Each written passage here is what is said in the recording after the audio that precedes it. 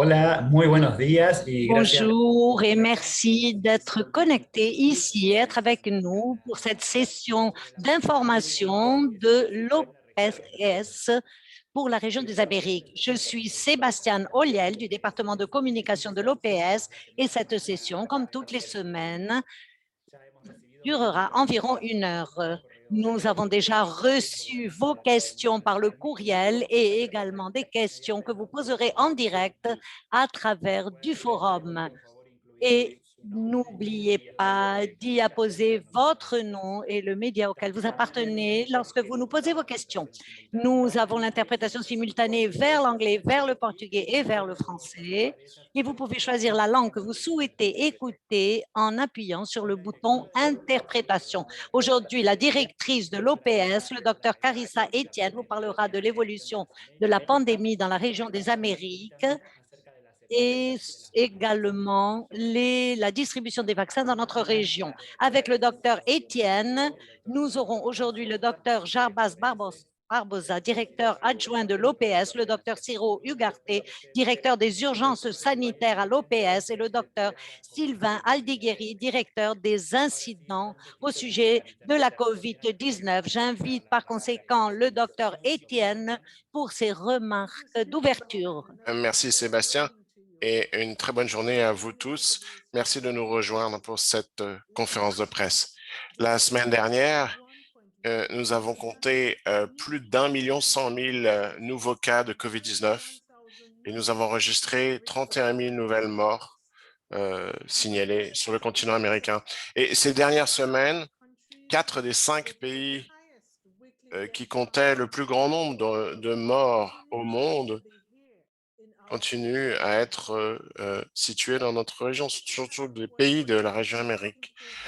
Le Mexique a signalé une très légère augmentation des cas, surtout dans la région Baja California et Yucatan ces 2 dernières semaines, même si les cas de COVID-19 et les hospitalisations sont en régression aux États-Unis et au Canada. Cuba et la République dominicaine continue à enregistrer le plus de cas nouveaux dans les Caraïbes, tandis que Trinidad et Tobago connaît des taux de mortalité encore élevés. En Amérique centrale, les infections ces 2 dernières semaines sont en augmentation dans certaines parties du Belize, alors que l'incidence au Guatemala et au Panama a augmenté la semaine dernière. Le Costa Rica et Honduras commencent à observer une réduction de leurs cas. Plus au sud, des flambées récentes d'infections COVID remplissent les hôpitaux en Bolivie, au Chili et en Uruguay, surtout avec des patients jeunes dans la tranche d'âge 25-40 ans. Dans la ville brésilienne de Sao Paulo, 80% des lits d'urgence sont occupés par des patients COVID. Et la situation de la COVID en Colombie est arrivée à un plafond nationalement avec un très fort taux d'occupation des lits des secteurs d'urgence dans les grandes villes métropolitaines. Vu ce contexte, nous exhortons les pays à renforcer les mesures de santé publique dans les endroits où la transmission est élevée. Il s'agit de la mesure la plus efficace pour réduire les cas jusqu'à ce que nous recevions suffisamment de vaccins pour administrer à tout le monde. Ce dernier week-end, les leaders du G7 ont promis 1 milliard de doses de vaccins pour des pays qui en ont besoin dans le monde entier. Cette promesse nous donne confiance, une confiance renouvelée que nous arriverons à dépasser les barrières de l'offre qui ont empêché de nombreux pays et territoires dans notre région de recevoir les doses dont ils ont besoin pour protéger leur population. Aujourd'hui, moins d'un dixième des populations en Amérique latine et aux Caraïbes ont été entièrement vaccinées contre le COVID, bien que nous sommes une région où habitent plus de 600 millions de gens, où les cas augmentent, où les hôpitaux sont pleins et où les variantes circulent rapidement. Donc, bien que les vaccins sont attendus partout, nous espérons que les nations du G7 donneront la priorité aux pays qui sont les plus exposés, surtout ceux d'Amérique latine qui n'ont pas encore eu accès à suffisamment de vaccins pour protéger même leur population les plus vulnérables. Donc, ces doses n'arriveront jamais n'arriveront jamais trop tôt. Donc, nous demandons urgemment, au pays du G7 de ne pas retarder leur donation. À travers le continent américain, ces vaccins de la COVID ont été lents à arriver et les augmentations de cas, malheureusement, ne sont pas allées dans le même sens. Ce dernier week-end, par exemple, plus de 140 000 personnes ont été vaccinées dans la ville brésilienne de Manaus, en Amazonie, et dans l'Amérique latine et aux Caraïbes, les gens ont hâte de pouvoir se faire vacciner. On comprend pourquoi, parce que les vaccins marchent. Plus de 2 milliards de doses COVID ont été administrées dans le monde entier. Dans les endroits où la couverture de la vaccination a été élevée, comme par exemple dans certains États fédérés aux États-Unis, au Royaume-Uni et en Israël, on a observé une réduction drastique des hospitalisations liées et des morts liées à la COVID. Donc, quand les flambées ont lieu, comme par exemple c'est le cas au Chili maintenant, les vaccins protègent ceux qui sont vaccinés, y compris le personnel de santé des conséquences les plus graves de ce virus. C'est exactement ce pourquoi ils ont été faits, ces vaccins, pour protéger nos communautés et nous aider à sauver des vies. Avec cette perspective donc de doses additionnelles, nous voulons rappeler aux pays donateurs, aux pays qui vont recevoir ces doses, combien il est important de bien communiquer pour maintenir la confiance en les vaccins, pouvoir disposer d'informations claires et transparentes sur la date quand les doses vont être disponibles ou quand elles ne le sont pas encore, et des orientations cohérentes pour dire qui a droit à être vacciné et quand va augmenter la confiance dans ces programmes, dans ces campagnes de vaccination.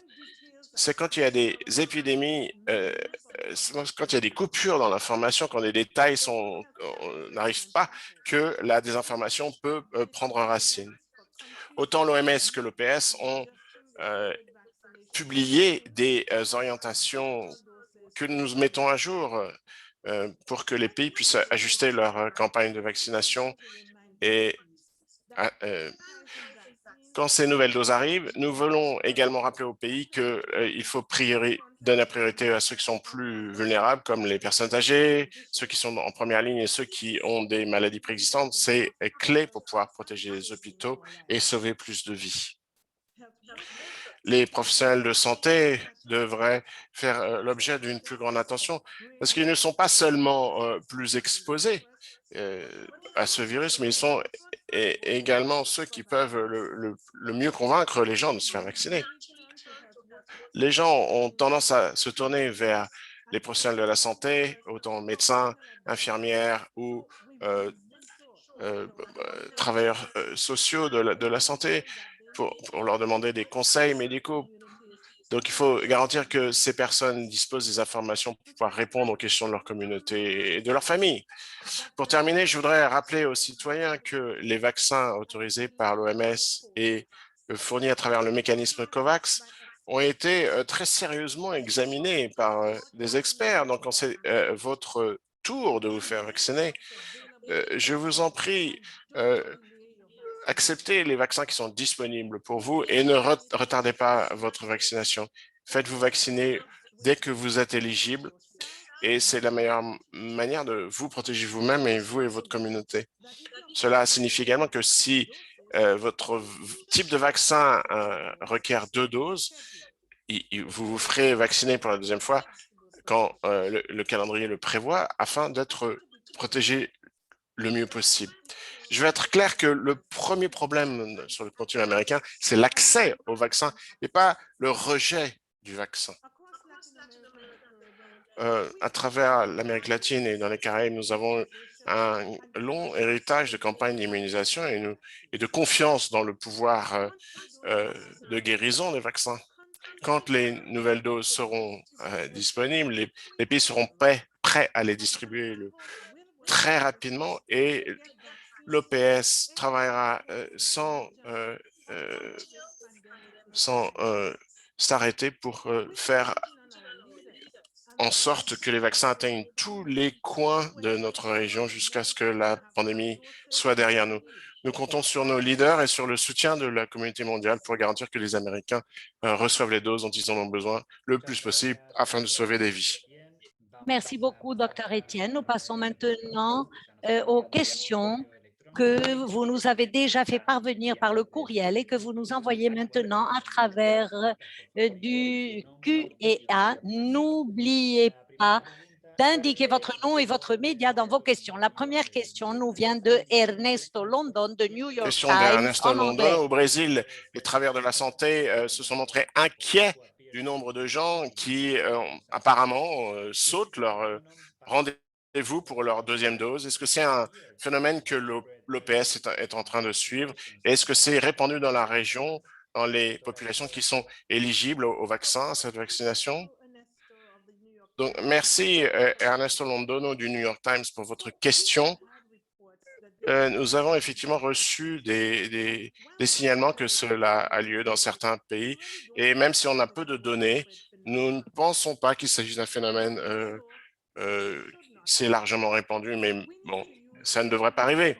Il nous faut recourir à tous les moyens dont nous disposons pour garantir que les gens reçoivent leurs deux doses quand c'est leur tour. Il y a de bonnes données scientifiques qui montrent que les vaccins qui requièrent deux doses, comme ceux que nous utilisons dans notre région, permettent leur meilleure protection quand les deux doses sont administrées à un intervalle déterminé. Les gens qui ont complété ce cycle de vaccination sont mieux protégés des formes sévères de la COVID et de risques pour leur vie. C'est encore plus vrai avec les nouveaux variants qui circulent. Chacun d'entre nous devrait être responsable et se protéger et garantir qu'il va ou qu'elle va se présenter pour le rendez-vous de la deuxième dose. C'est pas seulement une question d'engagement personnel, c'est une question de santé publique. Nous savons que les vaccins marchent mieux quand une large partie de la population est totalement immunisée. Ils aident à prévenir les maladies, la mort et la diffusion de la maladie. C'est la raison pour laquelle il est crucial pour les programmes d'immunisation dans notre région de mettre en place systèmes qui sont nécessaires pour aider les gens à obtenir leur deuxième dose.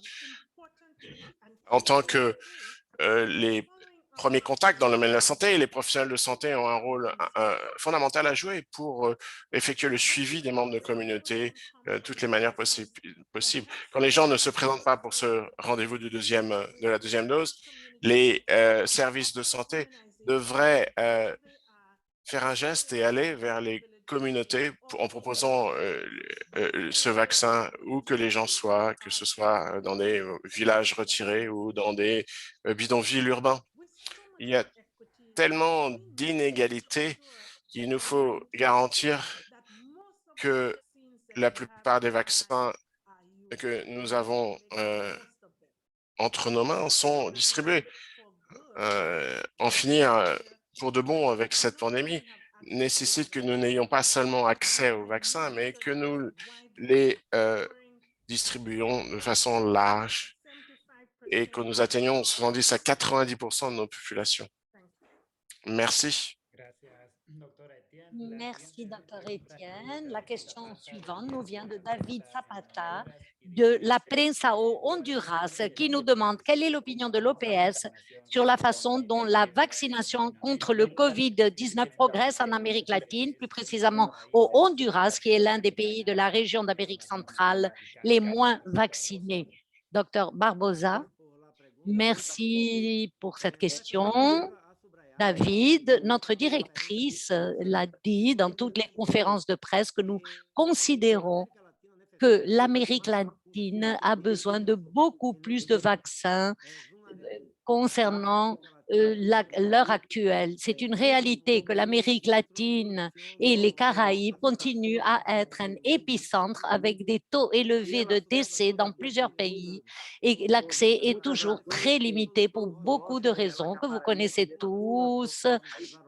La rétention des vaccins de la part des pays développés. Par conséquent, nous avons une situation où nous nous trouvons maintenant, où nous avons besoin davantage de vaccins pour que la région puisse protéger les plus vulnérables et atteindre une couverture de vaccination qui soit capable de contrôler la transmission. Il y a certains pays d'Amérique latine qui ont utilisé beaucoup de possibilités, comme les vaccins à travers le mécanisme COVAX, les accords bilatéraux et d'autres pays qui avancent assez concernant la vaccination, comme par exemple le Chili, l'Uruguay, mais pour la plupart et la grande majorité des pays de notre région, il continue à avoir un rythme beaucoup plus lent que ce qui serait souhaitable. La région a besoin effectivement d'avoir de plus de vaccins. Dans le cas du Honduras, le Honduras a reçu à travers COVAX 38 une grande quantité de doses et les prochaines doses arriveront la semaine prochaine. Mais ce ne sont pas des doses suffisantes pour la protection de tout le monde, seulement pour les professionnels de santé. Ce n'est pas suffisant pour protéger tous les groupes vulnérables. C'est pour cela qu'il faut toujours chercher de nouvelles possibilités, de nouvelles donations qui nous viennent d'autres pays, comme les États-Unis le font déjà, comme l'Espagne qui l'a déjà annoncé, et d'autres pays du groupe G7 qui l'ont annoncé, pour pouvoir avoir un accès plus équitable des vaccins dans le monde et plus particulièrement dans la région d'Amérique latine et des Caraïbes. Merci beaucoup, merci docteur. Je passe maintenant à Melina Ochoa de Uno TV Noticias à Mexico. Melina, si tu nous entends, est-ce que tu peux poser ta question, s'il te plaît? Bonjour, est-ce que vous m'entendez? Oui, nous t'entendons. Bonjour, Melina Ochoa, reporter de Uno TV Noticias de la ville de Mexico. Je voudrais savoir quelle est l'opinion de l'OPS sur la résurgence que connaît le Mexique dans 6 États. Baja California Sur, Campeche, Sinaloa, Veracruz, Tamaulipas, Quintana Roo et Yucatan, et qui ont été annoncés par le sous-secrétaire. Et est-il nécessaire de relancer des actions ou un nouveau programme pour éviter une augmentation des cas et des décès dans le pays mexicain, puisque nous recevons beaucoup d'informations, mais il y a tellement d'informations que la population reçoit qu'il laisse de côté toutes ces informations. Docteur Alighieri, s'il vous plaît. Merci, Mélina. J'avais partagé certaines considérations au sujet de la situation d'évolution au Mexique pendant la conférence de presse la semaine prochaine, mais je peux mettre à jour ces informations aujourd'hui. Le Mexico signale à l'OPS quotidiennement de sa situation et publie des tableaux mis à jour au sujet de sa situation, y compris des lumières, des feux verts, rouges ou jaunes, orange. Bien que les tendances continuent difficiles dans la plupart des États, comme vous l'avez vu, 6 États ont reporté et ont signalé une augmentation de leur tendance. Et donc, de ces États, ils se trouvent dans la lumière orange des phares.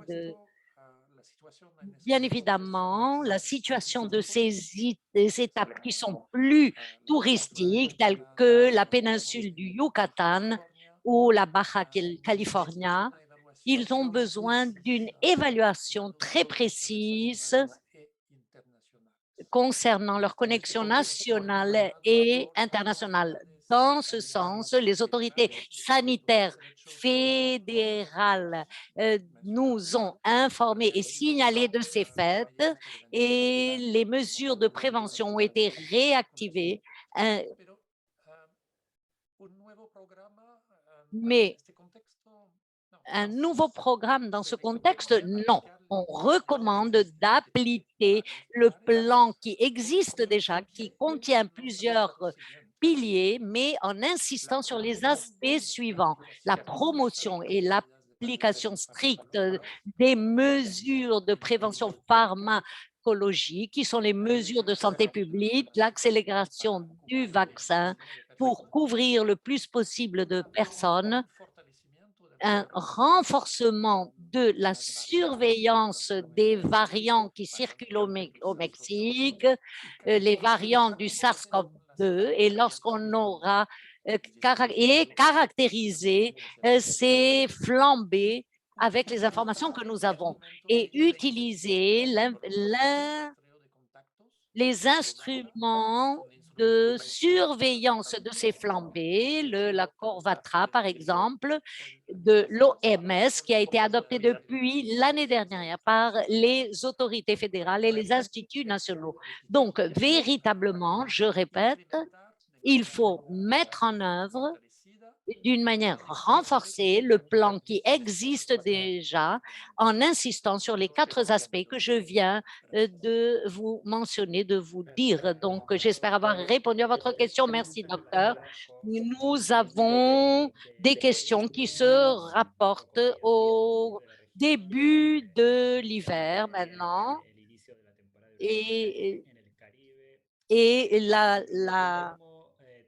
l'arrivée des ouragans. Et la question est, comment est-ce que les pays peuvent se préparer à ces 2 questions, l'arrivée de l'hiver et la saison des ouragans dans les Caraïbes? Comment est-ce que les pays doivent-ils se préparer? Merci beaucoup. Ces pays sont frappés par des hivers sévères et par une saison d'ouragans. L'OPS a eu plusieurs réunions avec les autorités nationales, avec des organismes internationaux et avec des experts également au sujet de comment faire face à une saison d'ouragans, mais également aux saisons d'hiver. Dans le contexte de la COVID-19, nous avons été témoins de la dévastation que les ouragans ont causée, surtout en Amérique centrale l'année dernière, où environ 10 millions de personnes ont été touchées directement par ces ouragans et où il y a eu des dommages causés aux services de santé, qui, bien évidemment, ceci a eu des impacts sur les cas de COVID, parce que plusieurs personnes ont dû aller se réfugier dans des abris temporaires où les conditions étaient favorables à la transmission du virus. C'est pour cela qu'il est très important de garantir que les services de santé continuent à opérer tout le temps, surtout lorsque nous nous référons aux services de santé sanitaire, nous nous référons aux dispensaires, aux hôpitaux, mais également aux systèmes de diagnostic, les laboratoires, par exemple, et d'autres types de services qui fournissent des services de santé publique, garantir qu'il y ait des lits d'hôpitaux, des soins intensifs et les centres là où les personnes doivent faire la quarantaine et l'isolement, qu'elles soient protégées. Et il est nécessaire de garantir également que les gens puissent avoir accès aux services de santé, c'est-à-dire le personnel de santé soit disponible et prêt à se mobiliser en cas d'urgence dans les zones les plus touchées. J'aimerais souligner certains points très importants concernant la COVID-19 dans le contexte de l'arrivée de l'hiver et de la saison des ouragans. Il a été démontré que les mesures qui ont été mises en œuvre depuis le début de la pandémie continuent à être valables dans des contextes d'événements extrêmes, surtout, c'est-à-dire que la détection au début des cas, l'identification des cas sévères et où l'on soupçonne la quarantaine, dans les cas de quarantaine, etc., et le traitement opportun. Avec tout ceci, nous allons pouvoir continuer à contrôler l'épidémie, tandis que la vaccination n'arrive encore au niveau de protection de la population. L'hiver a des situations qui sont propices à ce que les personnes restent plus longtemps dans des espaces fermés. Et c'est pour cela que la transmission optimale et ces processus que je viens de dire doivent être renforcés à tous les niveaux. Merci. Merci, docteur Ugarte. Nous passons à la question suivante qui nous vient de Emilia Washington en Argentine. Plusieurs questions qui nous demandent quelle est la position de l'OPS par rapport à l'AstraZeneca, à ceux qui ont moins de 45 ans, et est-ce que vous considérez que l'AstraZeneca doit être appliqué à tous, indépendamment de l'âge et du sexe, et est-ce qu'il y a eu des avancées dans ce changement de critères de l'OPS pour que les vaccins, à travers du COVAX, soient distribués dans tous les pays par critères de risque d'épidémiologique? Merci de ces questions. Emilia, en réalité, l'OPS, nous continuons à suivre les recommandations du groupe d'experts de l'OMS pour les vaccins, qui est SAGE par son acronyme, et de notre groupe technique conseiller pour les vaccins de l'OPS. Ce sont des groupes qui ont des experts qui viennent de plusieurs endroits, qui ont beaucoup d'expérience et de connaissances au sujet de l'utilisation des vaccins, de la sécurité, de l'efficacité, et ce groupe recommande l'utilisation du vaccin. Jusqu'à présent, le groupe SAGE de l'OMS continue à appliquer la même recommandation au sujet du vaccin AstraZeneca. C'est un vaccin qui peut être utilisé pour tous les plus de 18 ans. Il y a des données très importantes sur l'efficacité du vaccin AstraZeneca qui ont été diffusées par les autorités de santé publique du Royaume-Uni, qui démontrent une effectivité très élevée de l'AstraZeneca pour protéger les cas de COVID et pour les cas sévères et pour les hospitalisations et les décès. Donc, ce sont en nous basant sur les analyses que SAGE a fait, en nous basant sur les évidences qui ont été démontrées jusqu'à l'heure actuelle, nous continuons à appliquer la même recommandation de l'utilisation du vaccin pour les plus de 18 ans. Les exceptions sont les femmes enceintes. C'est un vaccin qui n'a pas encore l'utilisation permise pour les femmes enceintes. Il faut faire une évaluation de risque et de bénéfice, c'est-à-dire si c'est une femme enceinte qui travaille dans une unité de thérapie intensive, de soins intensifs, ou dans une unité qui comprenne des patients contaminés par le COVID-19, elle a donc une indication pour utiliser ce vaccin. Il s'agit d'un débat qui est ouvert et c'est très important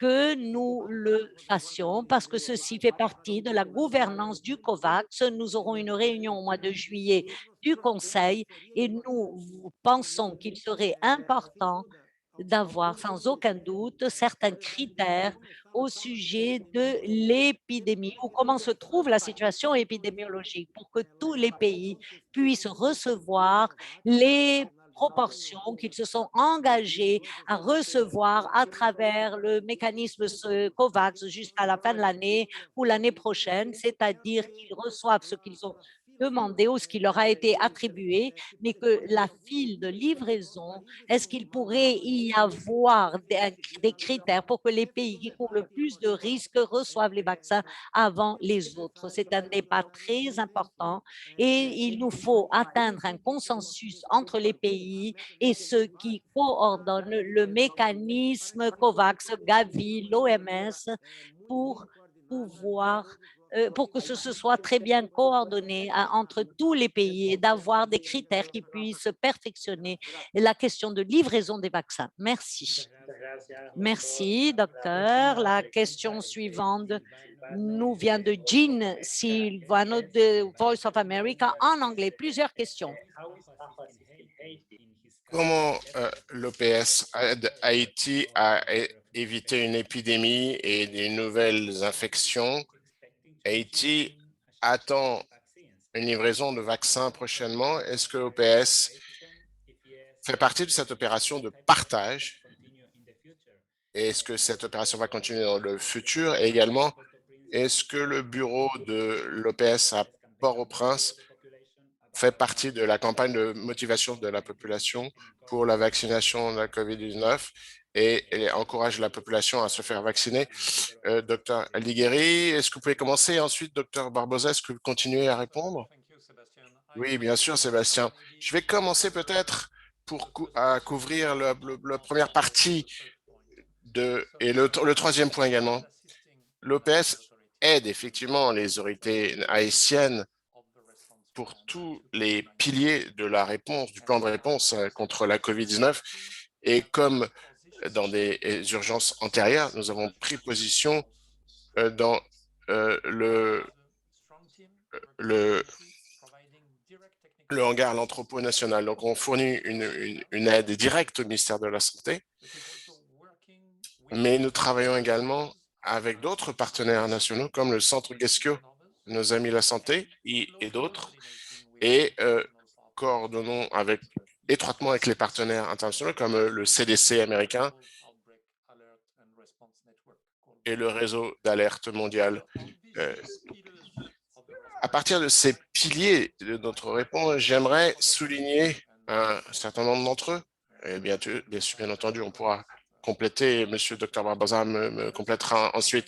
D'abord, j'aimerais revenir sur le système de surveillance, y compris notre aide directe au laboratoire de santé publique haïtien, y compris pour la surveillance génomique des lots d'échantillons qui sont traités au laboratoire de référence régional de l'OPS, qui nous permet d'identifier le variant P1, par exemple, qui circule à Haïti, mais également en travaillant sur l'expansion du système de surveillance dans les 10 départements haïtiens, y compris avec le test rapide. Et le deuxième aspect sur lequel j'aimerais insister, c'est la formation la gestion clinique pour les patients, pour la prévention et le contrôle, y compris le déploiement d'équipements de protection personnelle, de nouveau à travers l'entrepôt national. Le troisième point que je voudrais mentionner, c'est les capacités de gérer les épidémies plus sévères. Et là-dessus, on a des équipes médicales d'urgence qui sont en stand-by dans la région si leur aide est nécessaire par les autorités nationales en fonction de l'évolution de la situation en Haïti sur place. Juste comme introduction à ce sujet vaste, ce sujet, bien entendu, l'OPS travaille étroitement avec les autorités pour la capacité de préparation pour la campagne de vaccination. Ça fait partie de nos co-activités en Haïti, y compris la campagne de communication pour le grand public et pour promouvoir la vaccination. Je comprends bien que mon collègue souhaite me compléter là-dessus. Merci, Sébastien. Oui, merci pour cette question. Nous sommes tout à fait très inquiets sur la situation en Haïti et nous essayons de soutenir le pays de multiples manières pour qu'ils arrivent à lancer leur campagne d'immunisation contre la COVID-19. Haïti est le seul pays du continent américain qui est membre du mécanisme COVAX qui n'a pas encore reçu de vaccin dû à plusieurs problèmes fédéraux et des complications dans le pays. Nous soutenons le pays pour préparer tous les dossiers administratifs dont ils ont besoin pour recevoir les vaccins. Haïti est un des 10 pays du continent américain des Caraïbes. Donc, Haïti va recevoir des vaccins gratuitement, mais il faut qu'ils adoptent des mesures réglementaires et administratives. Tout est prêt maintenant. Le gouvernement Haïti a finalement accepté de recevoir le vaccin d'AstraZeneca et l'OPS travaille avec le secrétariat du mécanisme COVAX pour que Haïti soit prioritaire dans le nouveau déploiement qui va commencer en juillet et nous obtiendrons les données ces prochaines semaines que nous partagerons avec le gouvernement haïtien. Mais nous collaborons également sur d'autres fronts pour que les vaccins arrivent en Haïti. Nous travaillons avec le gouvernement nord-américain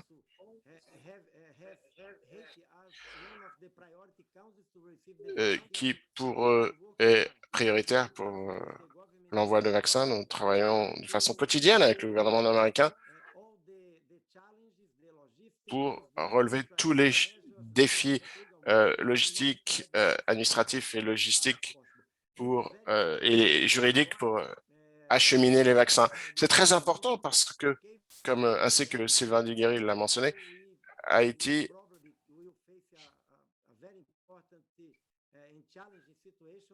nous avons affronté un défi très grand à Haïti. Il est crucial que le pays adopte les mesures et qu'il reçoive le vaccin pour le dispenser aux populations les plus vulnérables. Merci à tous les deux. Nous avons certaines questions au sujet du Venezuela. Jusqu'à quand le Venezuela a combien de doses de vaccins anti-Covid ont été administrées et si peu, est-ce que vous pouvez continuer à livrer des vaccins au Venezuela, bien que le plan n'ait pas été conclu et nous aimerions également la présence des variantes B117 et C37 a été confirmée dans le pays. Quelles sont les informations que vous disposez à ce sujet?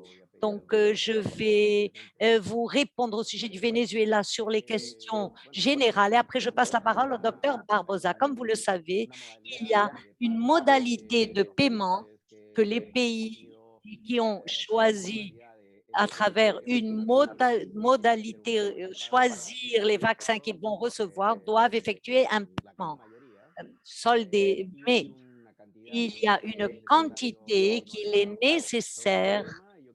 Maintenant, j'aimerais dire que on est en train de déployer tous les efforts pour que ces paiements se fassent et que les vaccins soient livrés le plus rapidement possible. Et ceci va déterminer combien de vaccins le Venezuela peut recevoir.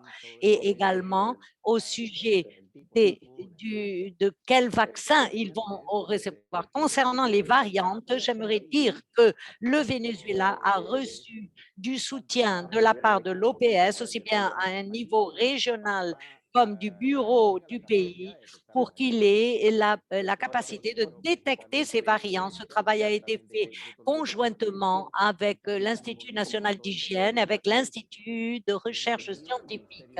Et ainsi, le ministère de la Santé du Venezuela a partagé des informations avec nous au sujet des résultats de cette surveillance et continue à conserver des liens de coopération technique à niveau régional et de l'OPS. Et les informations que nous avons jusqu'à maintenant nous montrent que le variant gamma est le variant le plus important au pays et qu'on a détecté le variant alpha qui nous préoccupe énormément. Le système a la capacité pour détecter d'autres variants qui sont des variants d'intérêt qui nous montrent la capacité de détection avec le soutien du laboratoire de référence régionale et ces variants d'intérêt ont été détectés à Trujillo, Suria et Barinas. Ainsi, cette surveillance est très importante, aussi bien pour vérifier quelle est la transmission de la maladie et les possibilités d'augmentation de la transmissibilité, mais également pour pouvoir contrôler quelle est la dissémination et quelles sont les mesures qui doivent être prises pour pouvoir contrôler cette pandémie. Merci. Merci. Je vais compléter rapidement le Venezuela. Au début, ce n'était pas très clair si le Venezuela allait continuer à utiliser le mécanisme COVAX ou pas, mais fort heureusement, le Venezuela a pris la décision de continuer avec COVAX. Donc, ils sont en train de faire les paiements nécessaires. Les pays qui sont d'autofinancement tels que le Venezuela sont en train de réaliser ces paiements le Venezuela demandait à COVAX de changer le contrat parce qu'il y a deux options pour les pays à autofinancement. Le Venezuela avait pris au début la décision de prendre une voie, un chemin quelconque, et après, elle a changé d'idée. Et maintenant, nous sommes en train de voir avec le secrétariat de COVAX pour pouvoir conclure le changement d'option que le Venezuela fait à travers le mécanisme COVAX. Ceci est en train d'être conclu, mais le pays, comme il s'agit d'un pays d'autofinancement, doit payer pour les vaccins qu'il va recevoir. Par conséquent, nous attendons nous espérons que la prochaine semaine, avec le solde, que nous puissions, du Venezuela, nous puissions inclure le Venezuela pour les prochaines livraisons de vaccins du mécanisme COVAX. Dès que le changement de contrat aurait été conclu et les paiements auront été faits. Nous espérons que cela se passera le plus rapidement possible. Merci beaucoup. Merci à tous les deux. La question suivante, liée au G7 en anglais. Quelle est l'opinion de l'OPS sur l'engagement du G7 de donner 1 milliard de doses? Merci pour cette question. Des millions de vaccins. Bien entendu, nous accueillons avec plaisir l'annonce du groupe G7 qui ont promis 1 milliard de doses de vaccins pour des pays dans le monde entier. Ces engagements, ces donations et ces accords pour acheter des doses additionnelles pour les nations qui en ont besoin représentent un nouvel espoir pour les pays qui se battent pour obtenir des vaccins et protéger leur population, et pour les gens dans le monde entier qui attendent avec anxiété cette protection. Mais c'est également dans l'intérêt des pays bien développés qui ont déjà atteint l'immunité collective. Aujourd'hui, moins de 10% des gens en Amérique latine et aux Caraïbes ont été complètement vaccinés contre la COVID. Et ce que nous disions, c'est que les cas sont en augmentation, les hôpitaux sont remplis et les 4 des 5 pays où on compte le plus de morts dans le monde sont situés sur le continent américain. Donc, on traverse cette crise depuis des mois et sans le soutien de la communauté internationale, le salut reste est lointain. C'est la raison pour laquelle les vaccins, bien sûr, tous les pays en ont besoin, mais nous espérons que les nations du G7 donneront la priorité aux pays qui sont les plus exposés, y compris les pays qui sont ici, dans notre région. Mais un accès équitable au vaccin nécessite que nous ne donnions pas seulement la priorité aux individus qui sont les plus exposés, mais également aux pays les plus exposés. Je crois tout à fait que c'est la bonne chose à faire et c'est également la meilleure stratégie pour prévenir les morts et arrêter la diffusion de ce virus de façon plus rapide. Bon, c'est la raison pour laquelle nous espérons que nos bulletins épidémiologiques vont orienter le choix des pays qui vont recevoir ces doses en premier. Donc, nous avons un urgent besoin de vaccins aujourd'hui. Donc, nous exhortons ces pays du G7 de ne pas retarder ces donations. Comme nous l'avons déjà dit, les Amériques sont prêtes à distribuer ces doses dès leur arrivée et l'OPS va aider ces pays dans leur campagne de vaccination. Les pays qui souffrent le plus devraient être en première ligne. Et pour terminer, laissez-moi être très clair, et même avec ces donations généreuses, on sommes très loin d'une couverture de notre population qui représente 600 millions de gens entre l'Amérique latine et les Caraïbes. Atteindre chaque personne qui vit dans notre région avec ce vaccin va mobiliser le plus gros de nos ressources. Nous avons besoin de plus de donations pour rattraper les retards dans l'accès. Nous avons besoin de soutien financier pour garantir l'achat de plus de doses et il faut que nous augmentions notre capacité de fabriquer des vaccins sur place dans notre région. Nous comptons sur le soutien des pays, des donateurs et de la communauté internationale pour y arriver et le plus vite possible. Merci, Dr. Etienne. La question suivante nous vient de Julia Simescope de Reuters en Colombie, en anglais. Reuters Colombie, quels pays peuvent attendre des livraisons de vaccins J&J en passant par le mécanisme COVAX? Combien de doses? Quand vont-elles arriver? Est-ce qu'il y a des doses de vaccin à dose unique CanSino qui devrait arriver à la région par le mécanisme COVAX? Et si c'est le cas, quel pays, combien de doses et quand? Et une question du Mexique maintenant sur le vaccin qui nous demande si nous pourrions éclaircir quel est le statut de ce vaccin dans l'évaluation de ce vaccin. Merci, Dr. Barbosa. Merci, Julia et autres collègues pour cette question. Laissez-moi répondre à la deuxième sur le vaccin CanSino. Il y a deux processus ici. Le vaccin peut être autorisé par une autorité régulatoire nationale. C'est une décision souveraine de chaque pays. L'autorité nationale accepte le produit pour voir s'il respecte les critères sur les bonnes pratiques de fabrication, qualité de production, et ils reçoivent des données des essais cliniques de 1 à 3 qui confirment que le vaccin est sûr et efficace. Donc, c'est un processus que tout pays suit. C'est leur décision souveraine.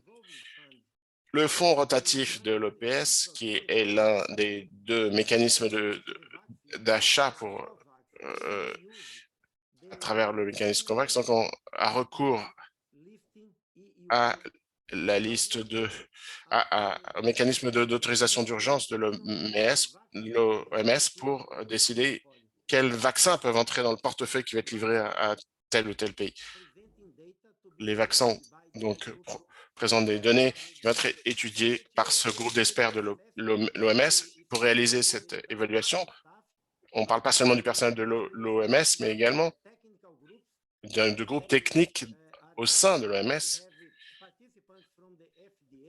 qui ont des participants venant de l'EFDA, l'Agence des médicaments européenne.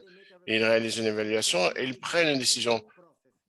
Donc, c'est un processus, nous ne savons pas si CanSino a commencé ce processus, nous ne savons pas quand il sera terminé, mais c'est un processus semblable à celui par lequel sont passés d'autres vaccins comme Sputnik et d'autres. Il y a d'autres vaccins dans le portefeuille, mais chaque vaccin doit passer ces tests et doit être analysé par le même processus sérieux de l'OMS. Autre chose, une bonne nouvelle, c'est que Johnson et Pfizer vont commencer à fournir des vaccins au mécanisme COVAX.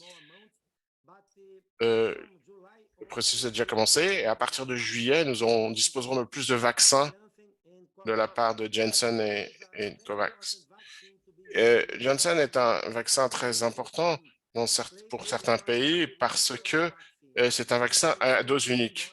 Donc, une dose suffit pour être protégé. Nous sommes encore en train de négocier avec Janssen pour établir le volume et la quantité de vaccins qu'ils vont produire et nous fournir au mécanisme COVAX. Donc, nous attendons une petite quantité de vaccins d'ici juillet-août, mais ça va en augmentant jusqu'à la dernière partie du dernier trimestre et de l'avant-dernier trimestre, du trimestre 3 jusqu'au trimestre 4. Donc, nous enverrons au pays l'information dès que nous aurons le chiffre sur les doses qui sont disponibles de la part d'AstraZeneca, de Johnson, de Pfizer, et nous commencerons à négocier pour établir les dates de livraison, les dates des vols. À l'heure actuelle, nous ne disposons pas des chiffres de la part de Johnson parce que nous sommes encore en phase de finalisation avec le producteur, le fabricant. Merci, Merci, docteur. La question suivante nous vient de Luke Luke Taylor Taylor de British Journal. et de du Kiewicz du du New York New York Times. Times en anglais. Il demande plutôt plusieurs pays de l'Amérique du Sud, Colombie et Argentine, enregistrent des records de morts. Comment faire baisser ces chiffres? Pourquoi? Pourquoi ces pandémies euh, continuent à augmenter là alors que dans le reste du monde, elle baisse, et quelle est la situation de l'Amérique du Sud où la pandémie a l'air d'être hors de contrôle, et quelles conséquences pour la pandémie sur le reste du monde. Et Julie du New York Times, quelle est la raison de croire que le virus est si fort en Amérique du Sud et pas dans le nord du continent? Est-ce que c'est seulement à cause des résistances? Est-ce qu'il y a d'autres facteurs qui jouent là? Docteur Alighieri. Merci Sébastien. Il y a beaucoup de questions. Donc, permettez-moi d'insister peut-être sur les basiques, sur le COVID-19 également, détailler les mosaïques de situation dans la transmission sur le continent américain. D'abord, pour ce qui est de l'Amérique du Sud, nous parlons de pays avec de grandes populations, ce qui explique les nombres absolus importants et les nombres absolus importants de morts. Cela s'applique à plusieurs pays d'Amérique du Sud et pas seulement à la Colombie et à l'Argentine. Deuxième point, nous parlons de pays avec des métropoles urbaines importantes, je parlerai des mégalopoles, où les contacts sont étroits entre les citoyens pour, par exemple, le transport quotidien, même quand il y a un confinement a été déclaré de la part des autorités. Troisième point, pour ce qui est de l'Amérique du Sud, c'est que nous ne pouvons pas dire que pouvons dire que l'année dernière, le virus s'est installé dans les secteurs les plus lointains, éloignés des territoires nationaux. Et il peut augmenter très rapidement dans ces zones isolées, et conséquemment, il peut revenir dans des zones où il y a où les activités de contrôle étaient pourtant efficaces à un certain moment, mais qui n'ont pas été maintenues. Pour ce qui est du Mexique et de l'Amérique centrale, j'aimerais vous rappeler, comme je l'ai fait, je crois, c'était une des premières questions de cette conférence de presse. Le Mexique a traversé au cours du premier trimestre un fort pic de transmission, et le ministère de la Santé observe des augmentations dans 6 États, surtout à Baja California, le Yucatan et la péninsule du Yucatan. En Amérique centrale, nous avons noté au cours du dernier mois des tendances à la hausse au Costa Rica et cette semaine dernière, des flambées au Guatemala et au Panama. Donc, nous suivons la situation de très près dans ces régions. Ce n'est pas clair comment cela va évoluer. Cependant, autant pour l'Amérique centrale que pour l'Amérique du Sud et les Caraïbes, et j'ajouterais dans d'autres régions du monde, il y a d'autres aspects qui peuvent permettre de réduire le nombre de cas. D'abord, la capacité du système de surveillance à détecter de façon précoce les transmissions, y compris avec caractérisation génomique.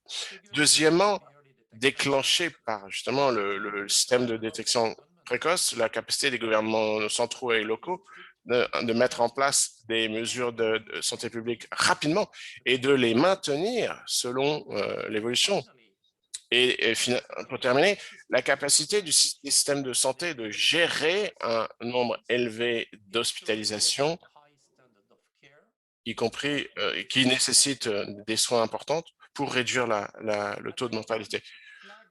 Donc, j'aimerais signaler qu'à ce moment précis de la réponse à cette pandémie, aucun pays, et c'est tout à fait sûr, aucune région du monde n'est protégée de nouvelles flambées d'augmentation dans la tension. Le récent exemple de l'Inde nous l'a rappelé. et l'augmentation des cas au Royaume-Uni en est un autre. Aucun pays, aucune région dans le monde n'est protégée jusqu'à ce que une forte couverture de vaccination est atteinte, qui aura un impact sur la dynamique de la transmission avant que les pays ne trouvent le bon équilibre entre une mise en place stricte des mesures de santé publique pour baisser la transmission et la reprise de l'activité économique. J'espère avoir répondu aux inquiétudes des deux journalistes avec cette longue liste de questions. Merci, docteur. Merci, docteur. Nous avons maintenant plusieurs questions qui sont en rapport avec le Nicaragua, de Keiling Romero, de Confidencial et également Lydia Lopez de la Prensa, qui veulent savoir si l'OPS a des informations au sujet, si le Nicaragua a déjà commencé de détecter ceci, et si ces résultats sont déjà connus, et si le Nicaragua fait partie des pays qui sera bénéficié avec les vaccins Pfizer, parce que le Nicaragua n'a pas la chaîne de froid pour les stocker. Et s'il est possible de recevoir les vaccins de Moderna qui peut marcher avec la chaîne de froid du pays. Docteur Ugarte, est-ce que vous pouvez commencer? Merci beaucoup. L'OPS a proposé des instruments pour les variants de préoccupation pour plusieurs pays, y compris le Nicaragua. Nous savons que le pays est en train de terminer la méthode et les procédures et que, à court terme, la surveillance pour détecter les variants sera mise en œuvre. Nous espérons par conséquent que pour les prochaines semaines, le Nicaragua pourra recevoir des échantillons pour pouvoir détecter à travers des 7 laboratoires de référence qui font partie de la surveillance génomique de l'OPS. Ainsi, c'est un des pas pour avancer qui ont permis de détecter des variants dans plus de 40 pays des Amériques. Merci beaucoup. Merci, docteur. Je ne sais pas si le docteur Barbosa aurait complété. Oui, rapidement, je peux compléter. Merci, Lydia, de ta question. Nous continuons à travailler avec le gouvernement des États-Unis qui a une tâche pour travailler, et nous sommes en train de voir et d'observer quels sont les vaccins que les États-Unis sont disposés à fournir, et nous allons analyser quels sont les meilleurs vaccins à envoyer dans les différents pays. Ça ne sert à rien d'envoyer des vaccins comme Pfizer, par exemple, si le pays n'a pas une chaîne de froid adéquate pour le recevoir. Et ainsi, nous ne pouvons pas laisser que des vaccins que nous avons en quantité moindre que ce que nous souhaiterions avoir pourront être jetés ou ne pas servir à cause de ces manques de chaîne de froid. Merci beaucoup. Merci, docteur. Et la question suivante nous vient de Trinidad et Tobago.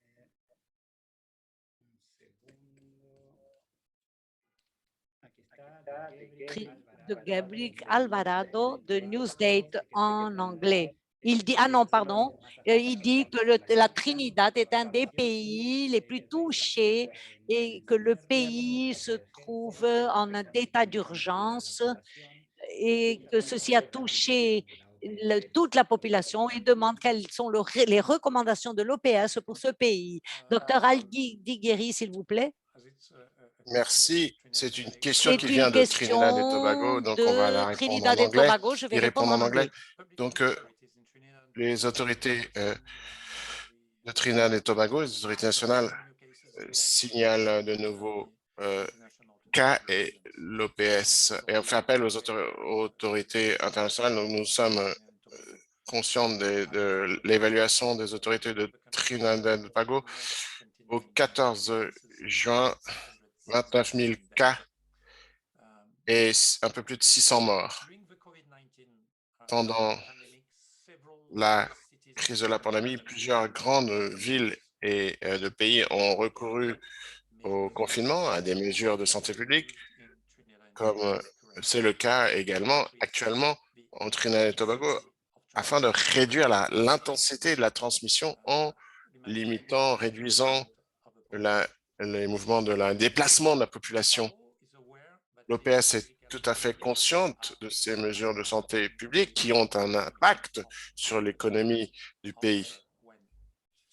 Toutefois, quand elles sont mises en place de façon stricte et de façon suivie, et elles sont suivies, elles sont très efficaces pour faire retomber la courbe et permettre de protéger les établissements de santé pour qu'ils soient encore capables d'accueillir les patients graves. C'est une période où l'acquisition de vaccins est encore problématique, mais ce pays, Trinidad et Tobago, devrait continuer à vacciner le plus de gens possible. C'est important de noter que avec les déplacements limités pendant une période courte, couplés avec des efforts continus pour essayer de fournir des vaccins à sa population, Trinidad et Tobago va être capable de réduire la transmission communautaire avec une reprise de l'activité économique. J'espère avoir répondu à la question de Trinidad et Tobago. Merci beaucoup, docteur.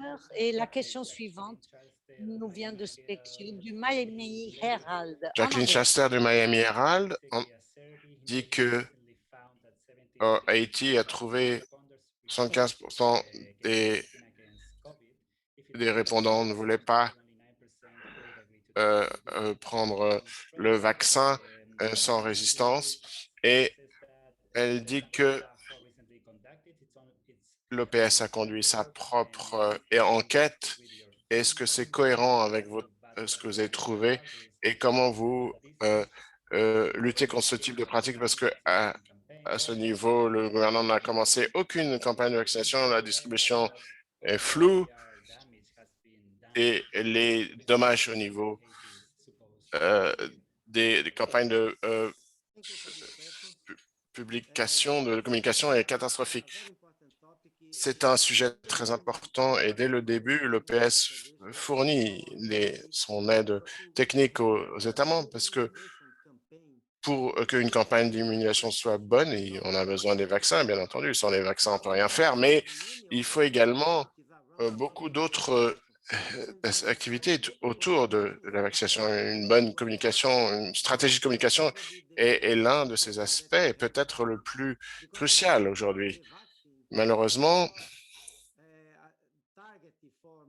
le groups, people that are sharing rumors, conspiracy theories around il y a eu des théories du complot contre le vaccin, donc, ainsi que notre directrice l'a mentionné dès le début. Ce n'est pas le plus grand problème que l'on rencontre.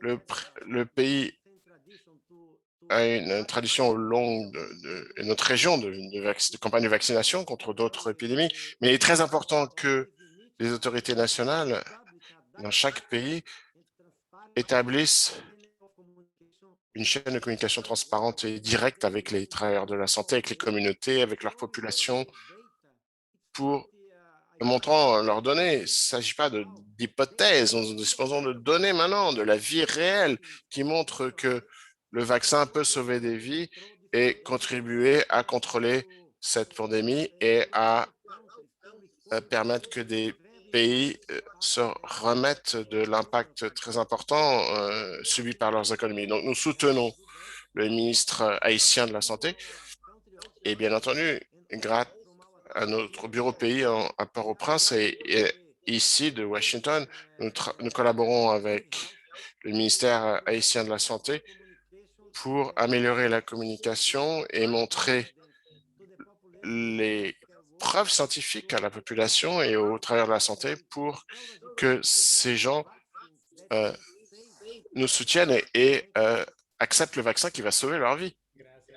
Merci, docteur. Nous arrivons à la fin de notre séance d'aujourd'hui. La question suivante nous vient de Tobias Kausert, correspondant pour l'Amérique latine, nous dit Tobias en Kauffer, anglais. comment des pays qui ont fait des progrès dans la campagne de diminution puissent enregistrer encore une augmentation des cas. Donc, merci beaucoup pour cette nouvelle question importante. Comme je l'ai dit auparavant, la couverture des vaccins varie d'un pays à l'autre. Certains pays de notre région n'ont pas encore protégé, vacciné 1% de leur population, mais d'autres, comme les États-Unis, le Chili, l'Uruguay, ont réussi à administrer leur campagne de vaccination plus rapidement que d'autres pays. Ce que nous avons appris à partir des rapports que nous avons reçus, c'est que les endroits où la couverture de la vaccination a été importante, comme aux États-Unis, au Royaume-Uni et en Israël, on a observé une réduction drastique dans les hospitalisations et les morts liées à la COVID.